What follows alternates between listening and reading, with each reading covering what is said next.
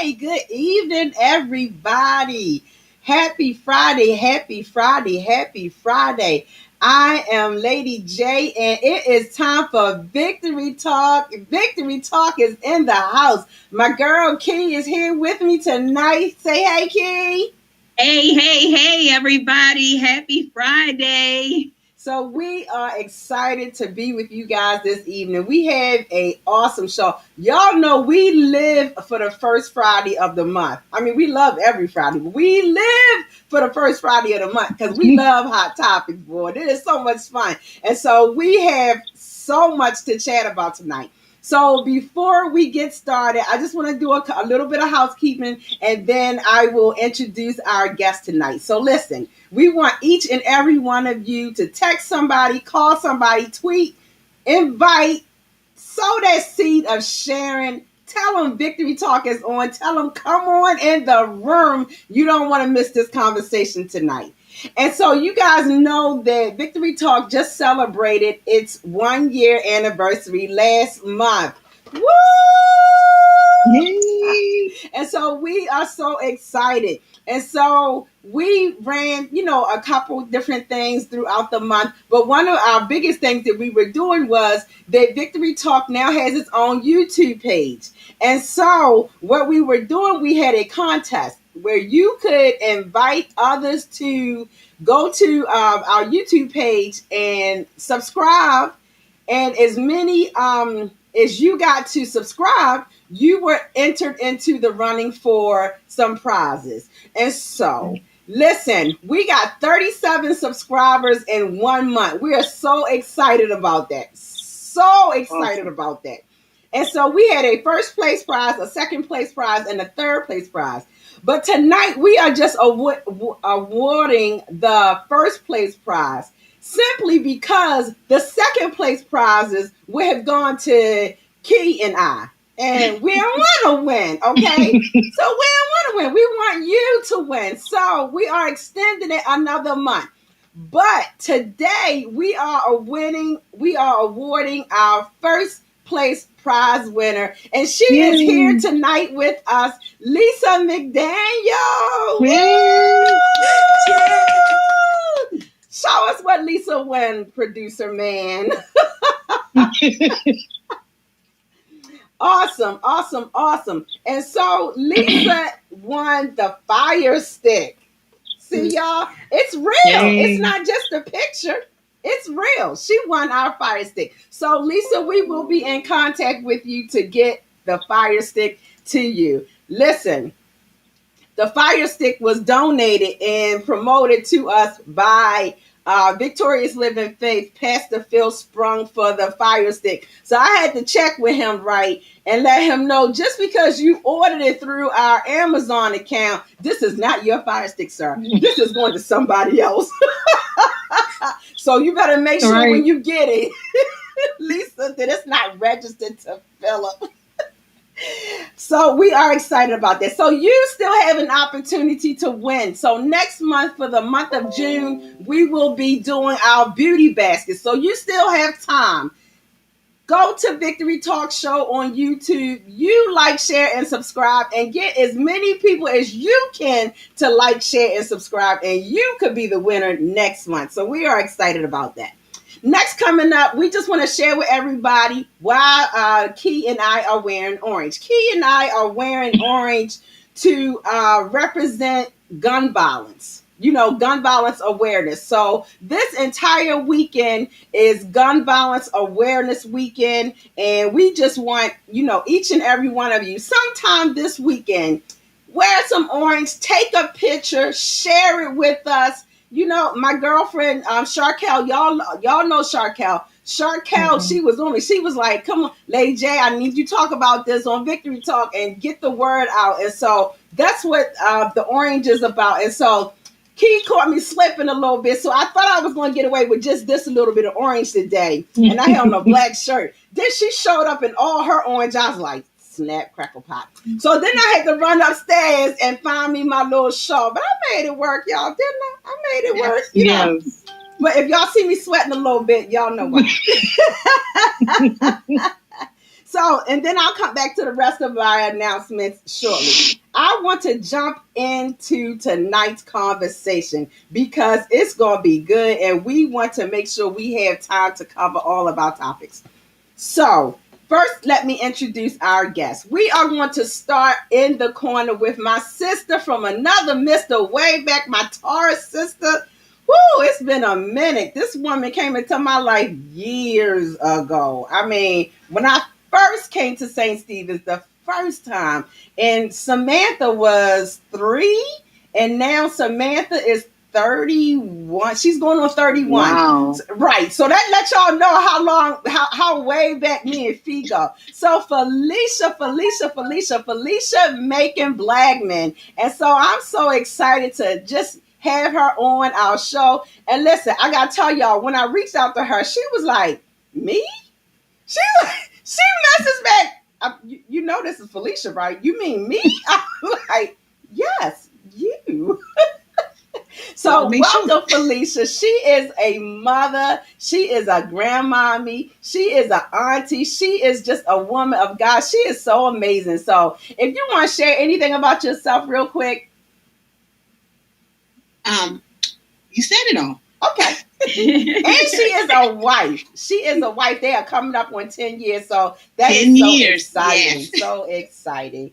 And then another sister that we had the pleasure of meeting when we went to St. Stephen's, praise God, is Sister Carmen M. Stone Roberts. Listen, we know her as Miss Paparazzi.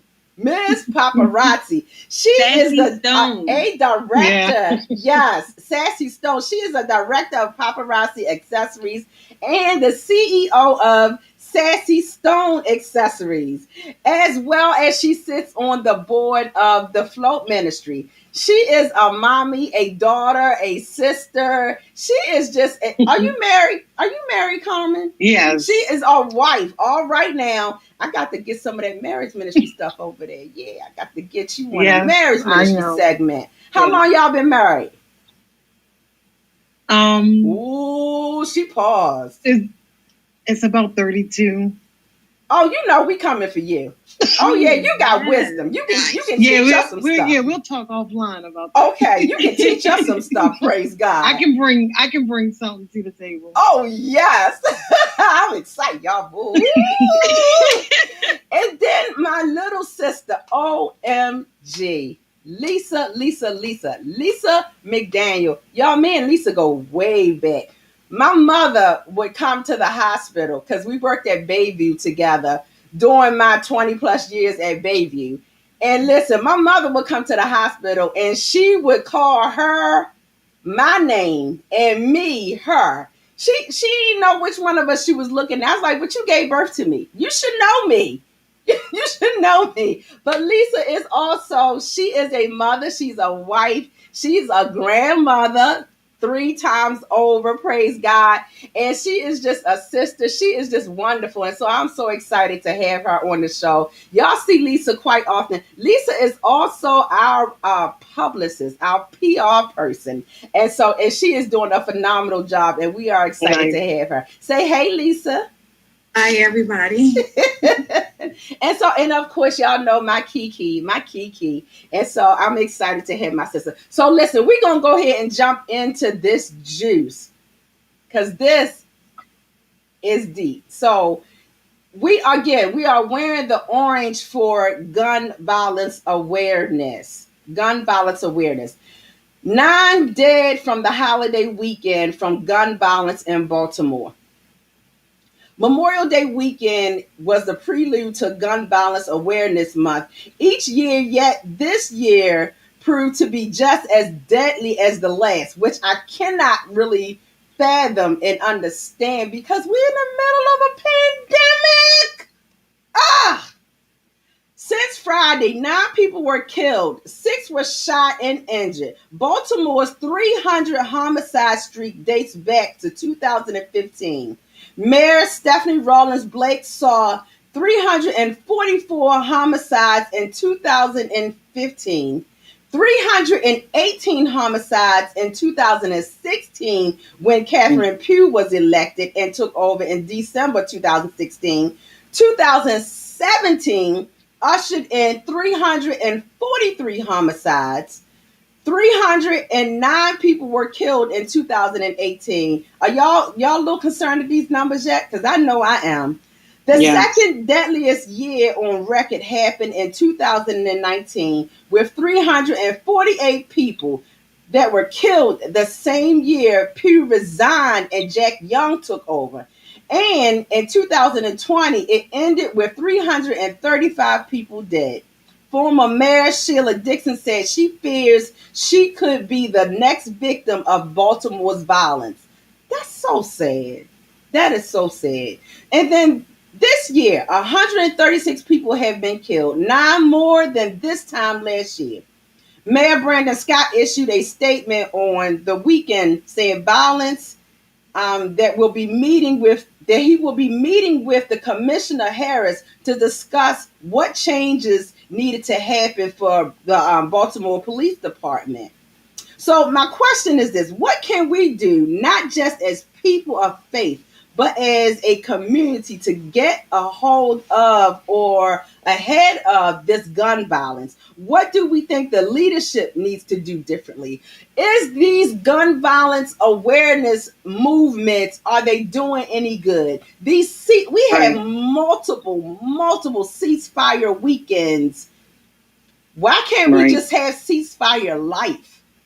So what can we do? What do you guys think about all of this? Because these numbers are astronomical. They're unbelievable, but real.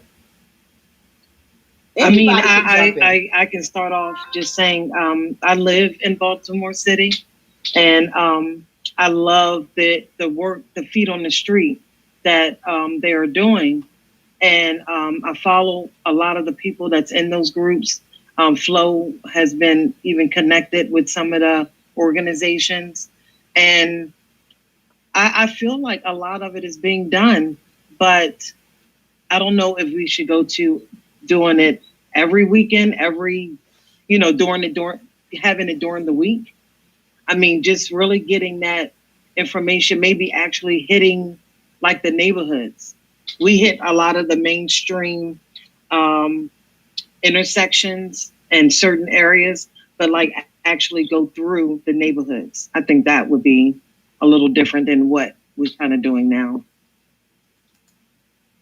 And I think that, and I saw not too long ago on the news that, and I can't remember what specific names, but I do know that there were a group of faith leaders that had took to the mayor's office and sat down and had conversations, and they're pretty much ready to step in there and kind of take over, because they're saying that the ideas that people are coming up with are good, but it's just seeming like it's ideas. And I don't know how, the rest of y'all felt, but hiring a police commissioner and paying him the amount of salary that he received in advance was just absolutely ludicrous to me.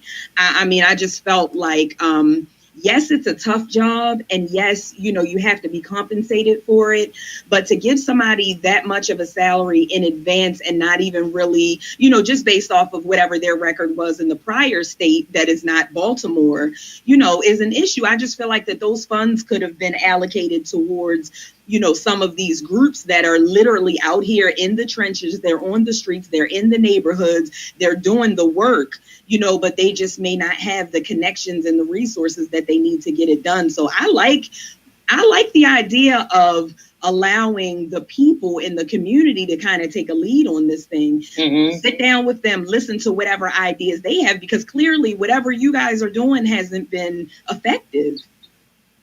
So maybe it's time for the citizens of not just Baltimore, but as a city, but, the surrounding counties, because everybody in the county wants to sit around and be like, oh, well, as long as they don't come over here.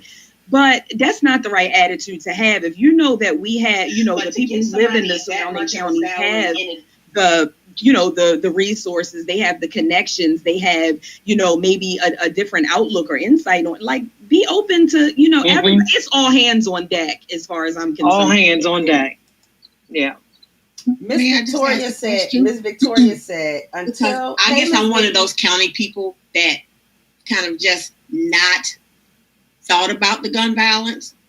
Not more during the pandemic, I've kind of just sheltered myself. So my question, what other organization besides Flo Carmen is out there since we aren't in the city, that can help? Like someone like me, I'm not from Baltimore, so I wouldn't really know. I know we work with a lot of the police chaplains.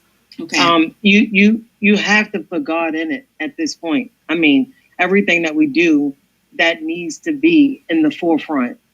Moms, and I could be saying it wrong, I think the acronym is MOMS, or Moms Against Violence. I'm sorry, Moms in Action, something like that. I'm sorry. They are feet on the street as well. Those organizations you could definitely look up, and I can even send out information, on the page for just the ones that I know about, because it's a lot of people that just, stand off and don't really know all what is involved, and you may be able to help in another way. You may have resources or can plug in a way to give information. You say, hey, maybe I don't want to be on the front line. We have to respect that. But we all have people that we can pull off and we can help a resource. And this is what this whole networking thing is about. Because I don't know who Key knows. I don't know who Jackie knows. Other churches are involved, and just band together. And it can be just that simple. But we got to figure out, what is it?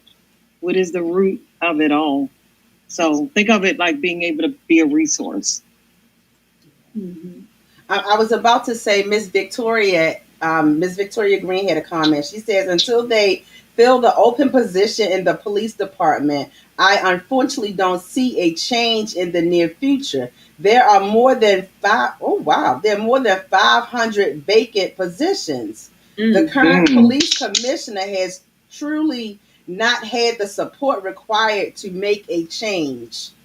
And so I'm guessing that, yes, definitely 500 vacant positions, that has to be having an impact on how they respond. Where I'm sure they're spread thin. They're probably not getting the pay, and then at the same time, I mean, I think that it's just, from what this is my personal opinion.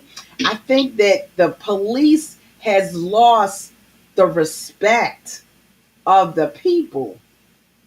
I think that they have lost the respect. They've lost the connection. And, it's not all police are bad.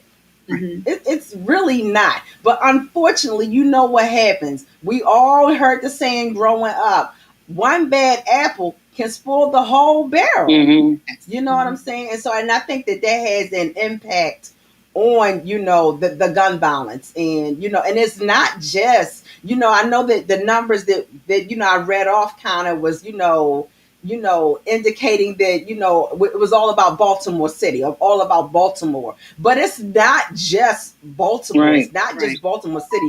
The violence is widespread. There was another comment here, and Pastor Phil, if he can go back, there was another comment, someone from Shreveport.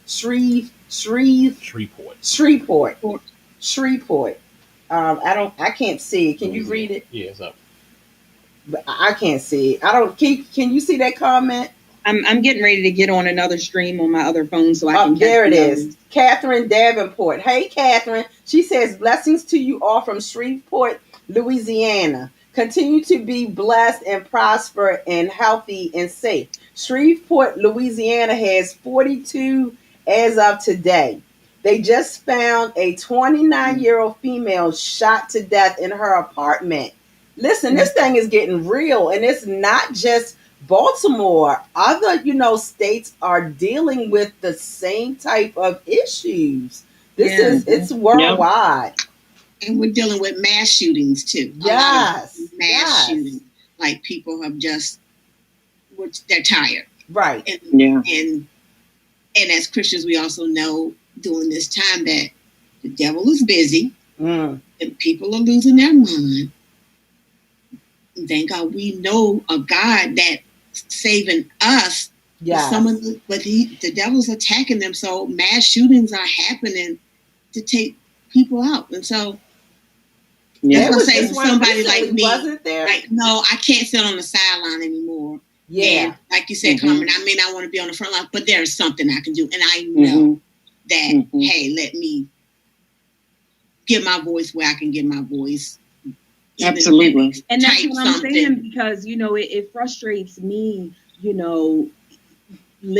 I live in the county and was pretty much born and raised in the county. And so I feel like we need to meet people at their needs. So if there are people wherever, then we need to go to them, instead of, because I'm not one of those people, oh, well, as long as but that's just the mentality of people. I see it every single day, with these politicians, as long as it's not, their concern, even with, Governor Hogan. And I just really, y'all know I was pretty verbal about, Governor Hogan and his response to the pandemic and just Team Hogan. But like now that he's winding down his time in office and he's doing this presidential run and he's showing his true colors, I'm really starting to feel away, because he is very vocal about, Baltimore City, they do their own. I mean, he's trying to put it just separated. On a separate island. Like it's still not, it's in the state of Maryland, sir. So you can't say, I'm going to let Mayor Scott, whatever they're doing. Like, he has no idea, nor does he have a care about what's going on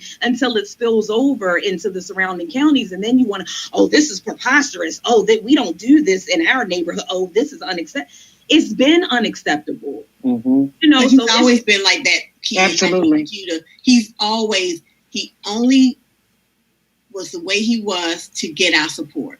Yeah. And he did. He's a politician. He did that, but he's always been that. So I'm just like, listen, if I don't like watching the news, but if I need to turn on the news, I saw two actual activists that were on the news, and my husband and I had got their information. I have it jotted down somewhere because that's how you kind of find out, and you get their social media handles, and then you can reach out and figure out how you can. But it's like I said, it's all hands on deck. Like something's got to give because it's just going to continue, and we just can't continue to go on this way.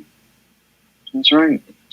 Miss Jenny said, tap into the network. Yes. Jenny Amos. Hey, Miss Jenny. She says the Federal Hill communities have hired security for their area. They said it seems to be working. That's an idea. One of the things that I said, and I know we're not going to stay on this too long, Key, but one of the things that I that concerns me is people are feeling desperate because so many programs are being taken and shut down for financial reasoning or whatever the lack of support is, but people are feeling desperate. They're feeling like, where do we go? What do we do? And I know people may think, well, when I was growing up, you did this or you did that or you went here or you took here that or whatever. But listen, this is 2021. Things are different. People need help. Yeah. You know what I'm saying? Yeah. And it's I don't even feel like it's all about it's not a racial thing because it's not just us. Yes, it's a lot. We are, catching a brunt, but I believe that we are the ones that the light is being shined on. You know what I'm saying? Yeah. But I believe it's happening in neighborhoods widespread. It really is. It definitely is. Remember the two little kids that just had the shootout? Yeah. What, they were 12 and 14, the shootout with police. Absurd. Like, so, yes. And we see their color, and so we know it's happening in other. Yes. And then at the same time, we have to think, where is the responsibility to the parents? Mm-hmm. Right. I mean, not and the because guns I know in the once home. they reach a certain age, you feel like you have no control. But, the Bible says, and, we got to take it back to where we know you raise a child up in the way that they shall go. Yes, they going to stray. Who didn't stray? Did anybody here stray? Because I know I strayed, Right. But because but God, Right. but God. Yeah. So, okay, Key, I'm sorry. That was my little tangent. It's good. And, while we're on the subject of mental health, that actually leads us to our next topic, which is a little bit of a lighter note. So, y'all know I'm all team, mental health awareness. So this was one that really hit home for me. So Naomi Osaka, who we've been talking about, this last week. And for those who don't know, she's one of the most marketable athletes in the world, having been ranked 8th among all athletes in endorsement income in 2020. She's also the highest earning female athlete of all time by annual income that year. She's an activist who has openly supported the Black Lives Matter movement. And in conjunction with her matches, she was also included on Time's annual list of 100 most influential people in the world in both 2019 and 2020. On the court, she has an aggressive playing style with a powerful serve that can reach 201 kilometers per hour, which is 125 miles per hour. So the topic of, the discussion is that she announced that she was withdrawing from the French Open. Right. The 23-year-old Japanese star was fined $15,000 on Sunday and threatened with disqualification after she refused to carry out a mandatory news conference following her first round win. So she shared that she had suffered bouts of depression since winning her first slam title in 2018, and that talking to the media triggered her anxiety. She says that she's introverted, and at the tournament, she often wears headphones to help dull her social anxiety. She says she's not a natural public speaker, and she gets huge waves of anxiety before she speaks to the media. So my question to Right. you guys is, should there be some type of exception to these mandatory press clauses in contracts as it relates to mental health? And I know, for me, I'm just thinking, and I listened to the different, because people were talking about it on the radio and stuff this week. And, some people were saying, well, an athlete is an athlete. So if that's what is in your contract, that's what you should do. And then there were others that understood her standpoint, and they're just like, okay, it's no different. Mental health is no different than a physical ailment. Just because you can't see it doesn't mean that it's not real. And so I feel like, if it's part of somebody's contract, one might say, okay, she signed the contract knowing this, but how is a person to know if something is going to cause a reaction until they get into that position is kind of my Exactly. I agree with that totally. I kind of see both sides. I would say the contracts can be rewritten, basically, anxiety is real. Mental illness is real. And so if maybe, I agree. If she didn't feel like going there and speaking at that time, that should be respected. But I see that there's other things involved, like you said, Key, the contracts. We don't know really behind the scene of really how serious that is. And did she know that already going into it? Do you know, I'm going to be so successful, this is going to become so overwhelming for me? She may have been fine in the beginning, but now it has to be a conversation to say, hey, do I need, what legal rights do she have to say, okay, can this be rewritten for our future athletes? You got anything to chime in on that, Lisa?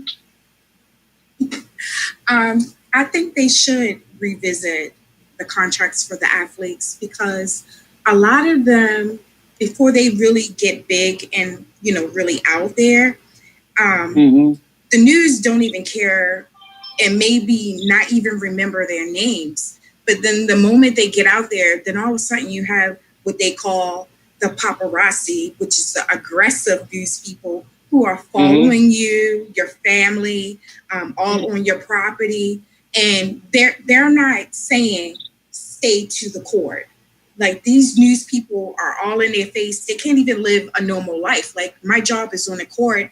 Once I walk off the court, I am no longer at work. So why are you here? But that's not what they do. And then they just report all the stuff. They Photoshop their pictures in all kinds of ways. And then now these people are all on the tabloids when all they just wanted to do was just play a sport that they love. So I really think they should revisit it. And maybe she might have had some experience to the point that there was an aggressive person, didn't give her a chance to say anything, and just all in her face and asking questions and yelling her name. All that emotion coming towards you really caused you to clam up. Yeah. It could be overwhelming. I just think it's so unfair to, have somebody to the point where, she's 23 years old, first of all. So, she's young, and it's almost like, okay, you go from being a regular person to, this superstar almost seemingly overnight.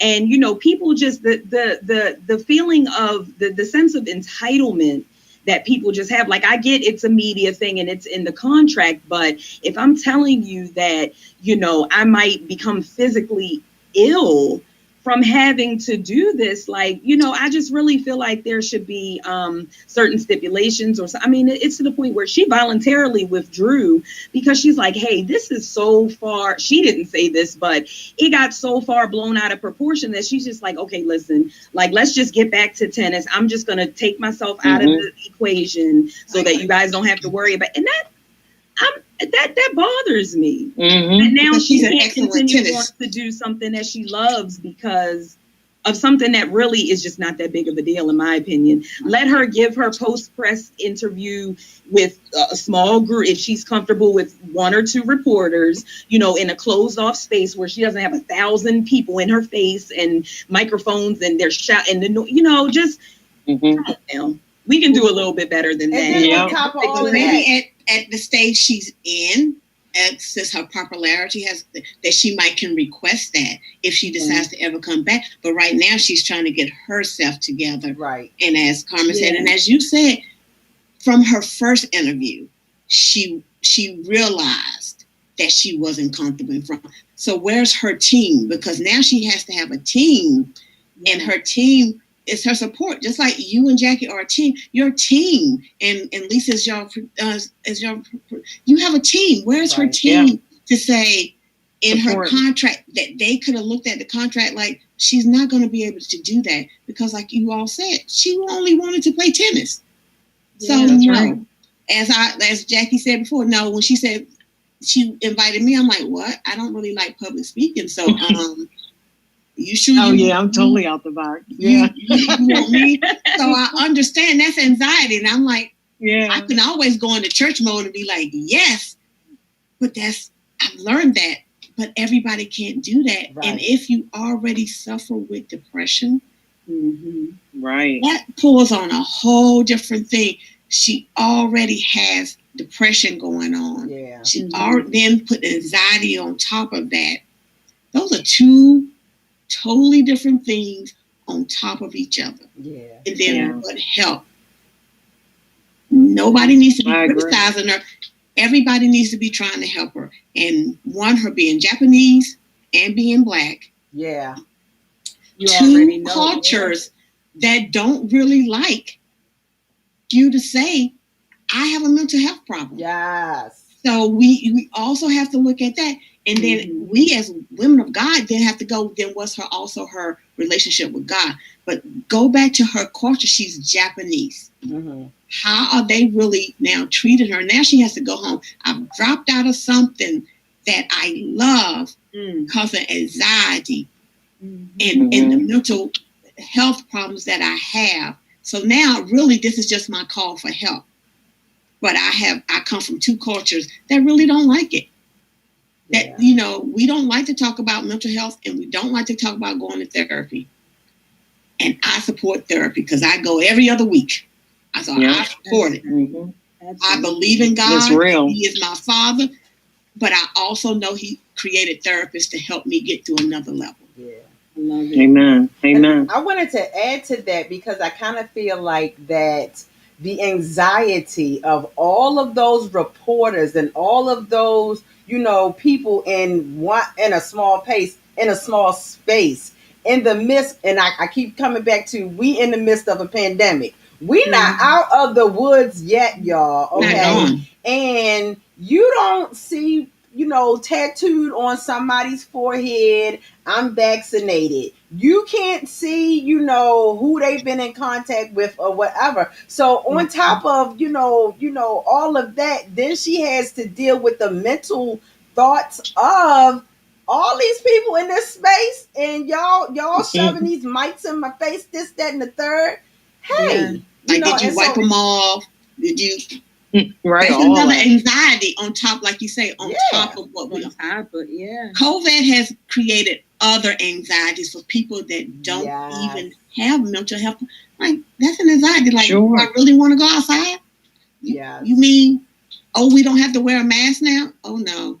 And people be catching an attitude. I'm trying to look. I'm the first one to tell people they catch an attitude because they're like, oh my gosh, allergies. I have allergies. Listen, I'm going to give you the side eye if you clear your throat too hard around me. I'm sorry. You gotta know it. Because I'm nervous, man. Like, come on now. Oh my goodness. And please don't sneeze. I am quick to say if I sneeze or I'm caught, because I have allergies. You got your lights on. Right. I'm allergies. I'm good. I'm vaccinated. I'm straight. You got to give a disclaimer nowadays. People really, you're gonna get the meme mug. Yes. Do I need to carry my car? No, I shouldn't have to carry my car. I sound like a fraud because I'm just getting over sinus infection. Mm-hmm. So on top of that, so like you say, people coughing. It is allergy season, but you do look at people like. So I was glad to have a mask on. Like, I'm just gonna cough. Still do this. Right. You still doing the action. Mask on and this. Yes. And that, yes. Yes. I was sitting on the plane like, please don't cough, Felicia. Please don't cough. Please don't cough. Thank God the mask is on, but please don't cough. Just get me through this 2-hour flight without coughing. That's a shame. That's how Yeah, that's your mindset now. Yeah, that's how we live in, and now. It's real. Like, it's whether you say allergies or it's just like, because we're in a pandemic, you think of all these other things, and that's why a lot of people are struggling with all of these different anxieties and depression. Yeah, it's serious. Yeah. Yep.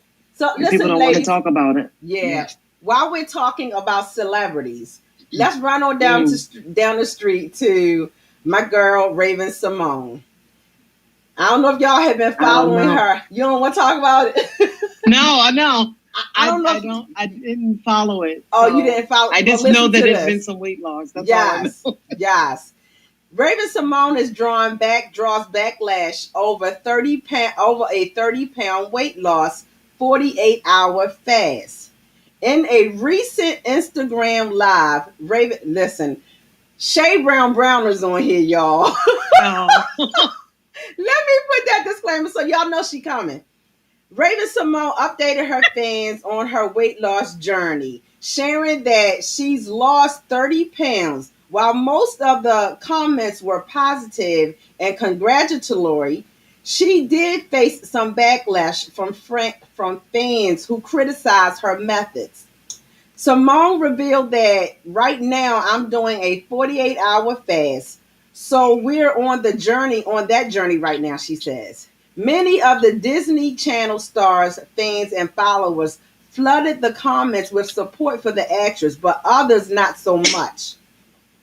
One user wrote, "Gonna have to unfollow for the weight loss plan. I am in an eating disorder recovery, and it's triggering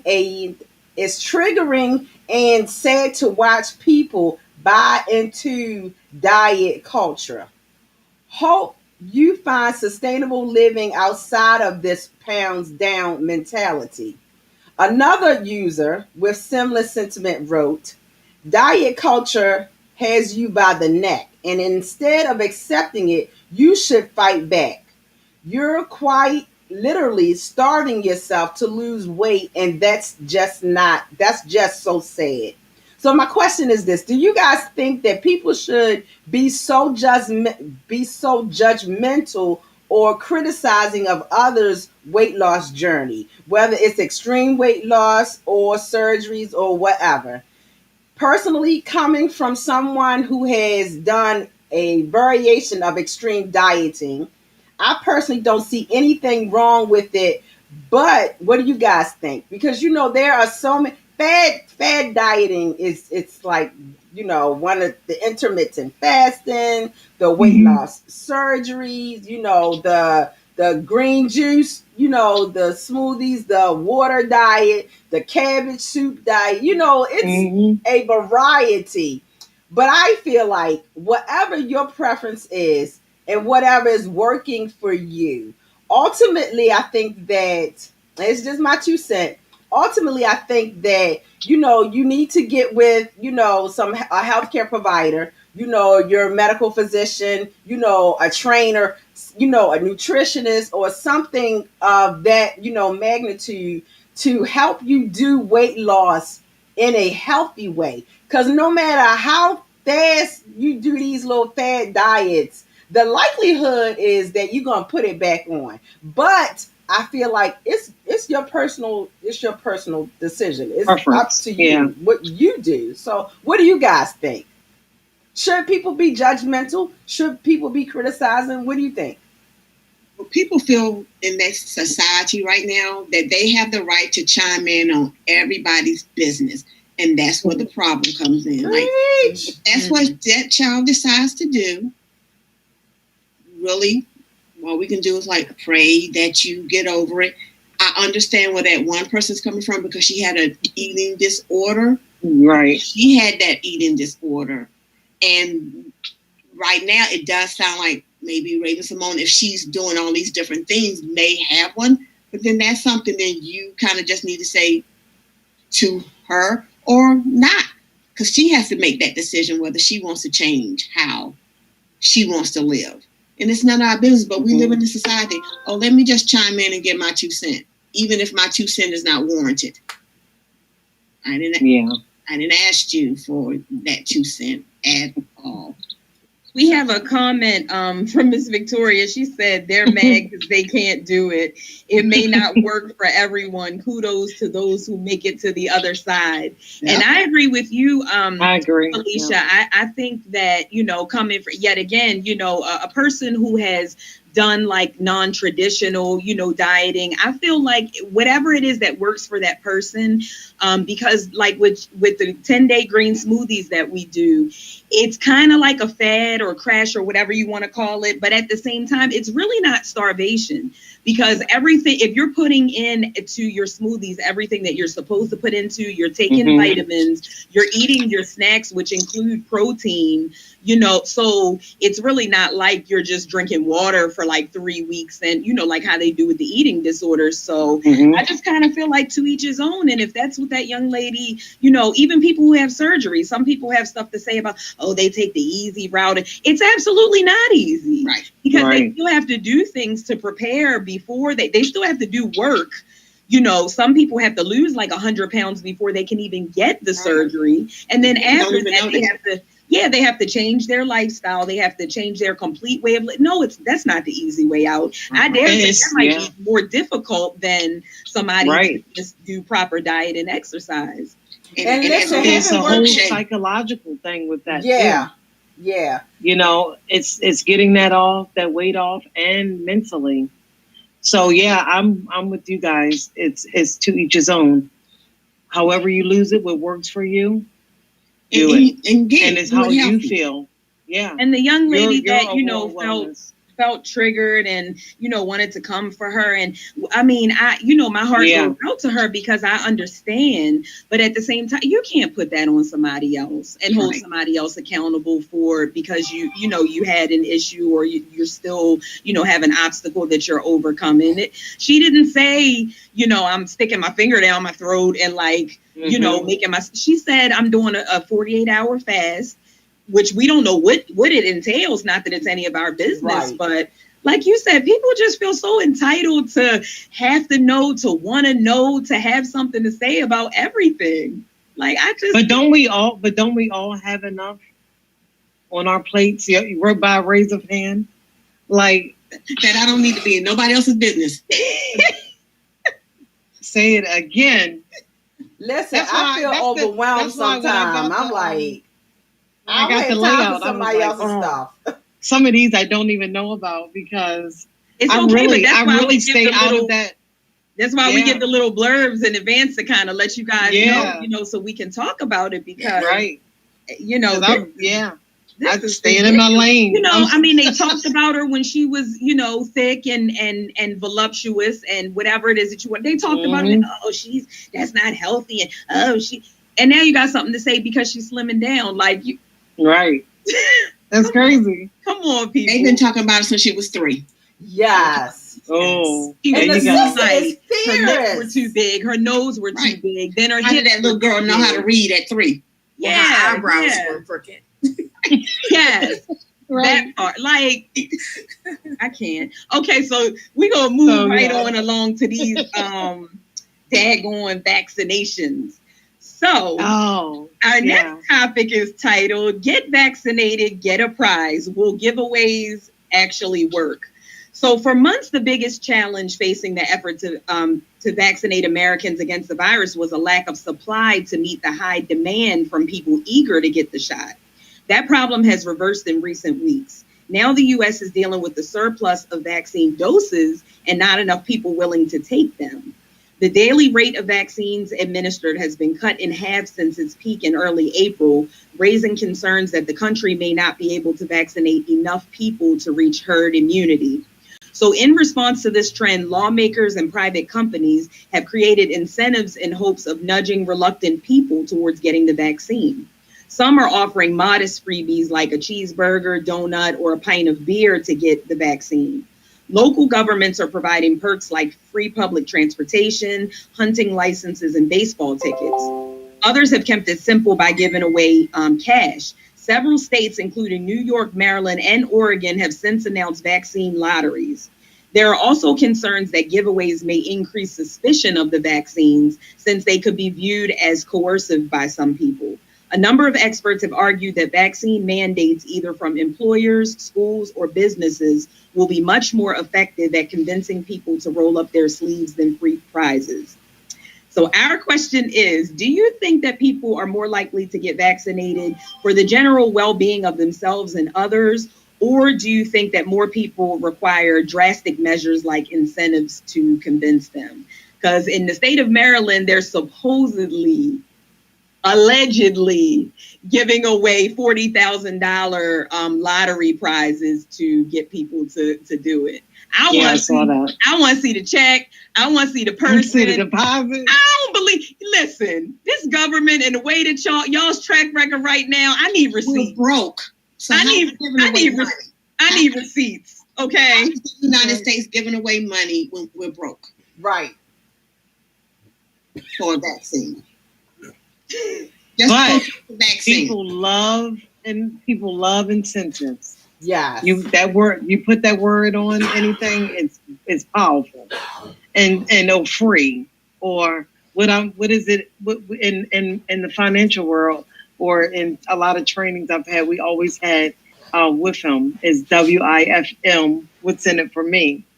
So people love that. People want to know what's in it for me. Like you said, if it's like a lunch, or I can go get a coupon or a gift card to get groceries. They may not really be thinking about, is this vaccine really good for me? They really are looking at the free. Yeah. Yeah. People want something. What's in it for me? Y'all want me to get this? What I'm gonna get?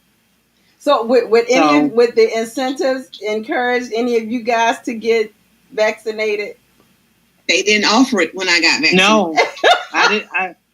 From what I heard, that these people, like he said, with the 40,000, everyone that went or got vaccinated got automatically linked in to be in this poll, in this lottery. Really? Oh, well, so that's I think doing it kind of fair then. If you know. I think that you may not even known that you was signing up for anything. Just going to get the shot put you in these runnings. Well, you know they had to throw that part in there, because then people were going to be like, all of the people that got vaccinated before they were offering anything, right? They tear some stuff up. Like, wait a minute. Right. So I want my cheeseburger. Right. So if they show up at my door, talk about I won something, it's not a scam. I could have won. Could have won. Yeah. You too can be a winner. That's what they're saying. Yeah. Miss Victoria said absolutely. I'm sorry. She said absolutely not. If God wants me to have a cool million, He will bless me with it. And James Spencer said there is something wrong when you choose a material object, even money, over health. Right. Yeah. And I don't think incentives are going to change. Those people that don't want to have the vaccine, they're not going to change. They're not going to change their mind, and they're not. I have several family members. They're not going to get it, and I just think, okay, because it has become your decision. How you want to live. Yeah. And now I'm like, they got to send us. Okay, I'm not doing it. Yeah, because it hasn't changed. No, I'm good. And even the Governor Hogan was trying to offer to state employees. It was either $50 or $100, and I was messing with my husband. I'm like, you gonna get that $50? He was like, girl, no. Right.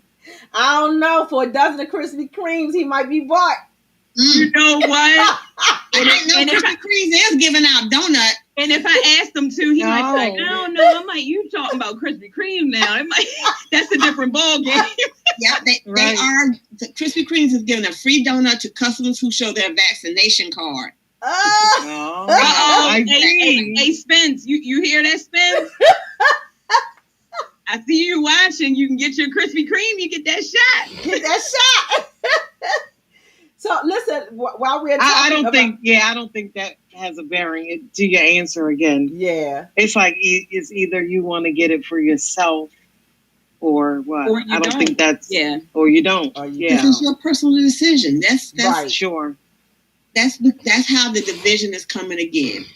Instead Yeah. of that, people have to make their own personal. We as African Americans have gone through a lot, and while a lot of us are weary about getting it, so Because that's of, yeah. prayer, where prayer comes in, and it's like, okay, Mhm. let me decide. Because if you have an allergy, there's no need for you to really get that vaccination when you could be allergic to something inside that vaccination. So you just have to stay diligent about that's your decision. Mhm. This is my body, kind of like with the Raven-Symoné. That's your business. Yeah. Your business. So real Yep. quick, y'all, we are coming up, but we still got a little bit more. So we're gonna go real fast on this one, like so. And I'm not even gonna read all of it, but I just want to get your thoughts on it. Governor Hogan says Maryland will end extra $300 weekly payments, other federal unemployment and other federal unemployment programs. He's gonna stop paying jobless residents that extra $300 a week soon, and it's going to be ending, I believe, next month, right? Whereas it was supposed to be until September. Yeah, it was supposed to run until September. So the changes will take effect in early July. In addition, cutting off the weekly $300 boost, Maryland will discontinue 3 other programs, including aid for the self-employed and gig workers. So what do you guys think about that?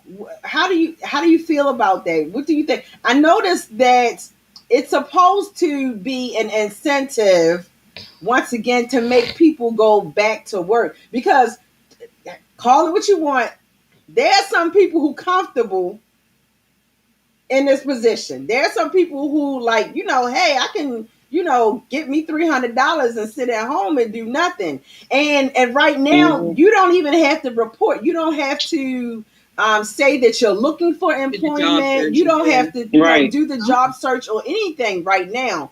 So pretty soon that it's all going back to that. So what do you guys think about that? Well, just in conversations of people that I've met, it's a lot of people, like you said, not going to work because they have gotten very comfortable with receiving that. But what is it really doing for you? You need to get back to work. And it's going to be like a lot of places that I noticed either closed, they can't even find help. A lot of my customers, a lot of my clients, they have companies, they have landscape companies, they have, electrical jobs open, engineering jobs open. They can't find people. People have just gotten too comfortable. Yeah. And I just think that, again, this is kind of like circling around back to all the conversations. It's like, what is it for you, though? What is it really doing for you being home? And no skill, not doing anything for yourself. So once it stops, maybe we'll see people going back to work. That's what we need to do. I think it's good that we have, these conversations, because my initial thoughts were, listening to the politicians, because that's who, reports the stuff to the news. And the Democrats are saying, it's too soon. There are a lot of people that's still out here struggling. They're trying to, make ends meet. They need the money. And the Republicans are saying, no, well, because $400 a week, we already know is not a lot. But when you tack on an additional $300 on top of that, a lot of these people are making more on unemployment than they would be working. So I'm kind of straddling the fence on this. Like I do feel like it's one of those things where we have to wait and see what the numbers do. But I kind of feel like a 30-day notice might have been a little bit too short of a notice. I maybe not until September, but I think maybe a 60-day notice would have, just because I'm a person of planning and preparation. And I'm thinking in my mind, if I was unemployed, 60 days would give me an additional 30 days would give me an extra jump start to get out there and start actively looking and, and trying to figure it out. Because like 30 days is like that. I mean, that's going to come and go. July is going to be here like in next week. Well. Let's go back. Let's go back to when it originally started.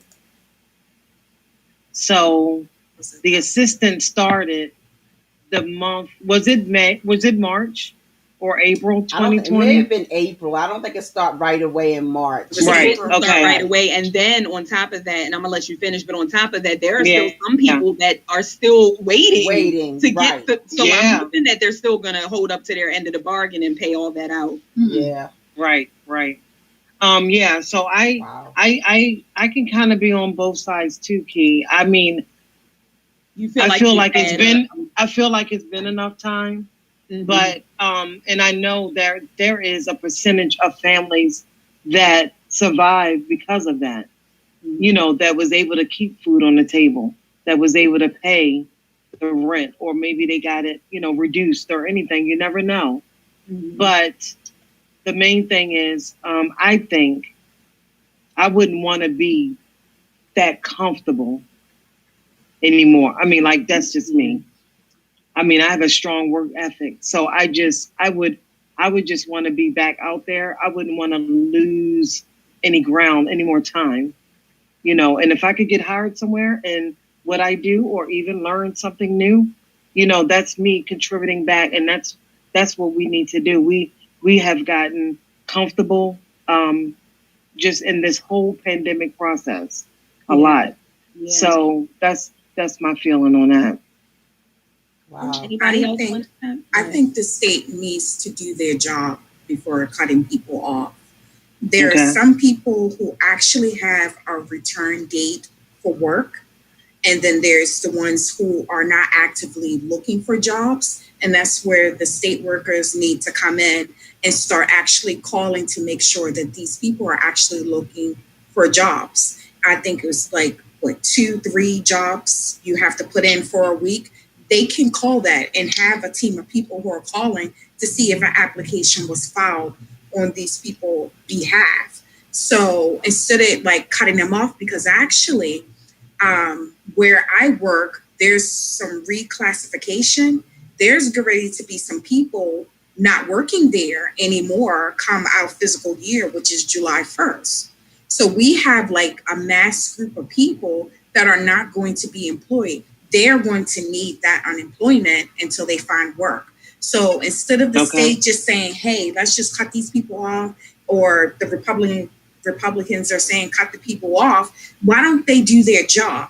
Their job before this whole pandemic was to call to verify that everyone was looking for work, that they, were recording the information. So now it's time, okay?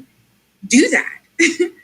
That's an excellent So point. we may have something else. We may that's have an another excellent big thing point. on our hands. Yeah. That's an Mhm. excellent point, though, because now, and they're in the process of trying to get it reversed. I saw on the news that, these organizations, everybody is coming together and trying to convince Governor Hogan to reconsider. But Lisa, that's a good idea. And I hadn't even, thought about that. Even saying, okay, start the work searches back up, but don't cut off the extra for a little while, then at least, because Right. if they're doing the work searches, then at least they're making an effort. Right. And if they're not, then Right. take them off then. Right. They also need to do the work. Exactly. Yeah. If they're not doing the work, trying to go at least look for a job, then Then cut them Exactly. cut them off. Because we're going to have a whole nother issue. Yes. Oh, Yes. it's going to be. Yeah. And then you have those women, though, that childcare, it is cheaper for them to stay home because Sure. of childcare. Absolutely. But Yeah. I like that, Lisa. So hopefully someone on here in the state that has that, they can implement that. Yeah. I'm willing to go work there. And then you can call me. Yes. Yeah. Was that a shameless plug? I think so. I like it though. Yeah. Network. It was real smooth too. Networking. There you Yes. go. Yes, Absolutely. yes. All right. Listen, y'all, we are at the top of our hour already, and we had some more questions. So there's gonna be some more stuff next month. But listen, I want to drop this in your spirit, and y'all can drop your comments off later. Drop this in your spirit. Y'all drop y'all comments off later in the checks, and we'll go back and we'll conversate about them online because the producer is already telling me get off the air. But so my question is this: are you ready to go back to work in the office? Are you ready? Because I think that may have a lot to do. The state workers, they don't want to go back to work in the office either. But y'all, they've been the state workers been back in the office. We're going to talk about that off in the chat. Y'all drop y'all comments in the chat on this. So real quick, let me do a little housekeeping. So we have a couple announcements. Listen, y'all, Key and I want to share with you that our book is about to be released. Yay. Our book launch, Mosaics, beautifully made from beautifully broken pieces. And so we want to encourage each and every one of you to register for our book release. You can go to Eventbrite and register Lady J and Key Mosaic book, or you can click the link. The link is going to be out there, so find the link and click it. And we want to encourage you to get a copy of our book. We want to listen. These are 7 magnificent women. These women exhibit a resilience that you are going to stand in awe of. So we encourage you to get your pre-ordered copy of the book while it's still on sale. $20, y'all. It's going up the end of this month. So you want to get your copy of the book now. And you can get your copy. You can, go ahead and secure your copy of the book at Victory Cash App $ Victory Talk. All right. And then the next thing that I want to share with you guys, y'all see our cute little mugs? Nice. Y'all see our Victory Talk mugs? Yes. These are 16-ounce mugs. You can get your Victory Talk 16-ounce mug. This is a nice mug. I'm telling y'all, this is really nice. Supplies are limited. We are just about out. So if you want one of these mugs, you need to text. There it is. You need to text. Get your mug. Again, it's only $20. It's a heavy mug. Ladies, don't hit your husband in the head with this mug. You're going to kill him. Okay? I'll tell you, it's a heavy mug.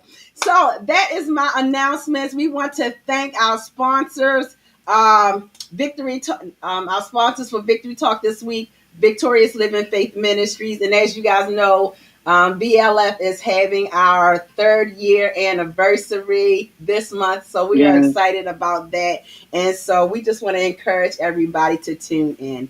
Special thank you. We're going to let Key close us out. I'm done. Y'all, this has been another amazing edition of Hot Topics. Like my sissy said in the beginning of the show, it is one of our favorites because while all of our shows are important, each and every guest that we have come on, our Fit for Life session, our marriage session, and, just the other guests that we have, Hot Topics just allows us to get, our juice, our drinks, a glass of wine, whatever it is that you need, some water, sit back, take your shoes off, put your feet up, and just have some good old fashioned talk. Okay. Talking about, we can laugh, we can love, we can cry if we need to, but it's just so important to talk about these things that are going on, not just in the entertainment industry, but just, mental health, physical health, and just overall well-being. So we just want to say a special thank you to our guests just for saying yes, just for stepping out of your comfort zones and just sitting with us and talking with us and just engaging in this conversation. Felicia, Carmen, and Lisa, we love your pieces. Thank you to all of our viewers for tuning in as always. And we are so excited to see you guys right back in the place on next Friday night, 7 p.m. for our next edition of Victory Talk. So it's your girl, Key, signing off. And Lady J. And we shall see y'all soon. Love y'all. Good night. Y'all stay. Ladies stay.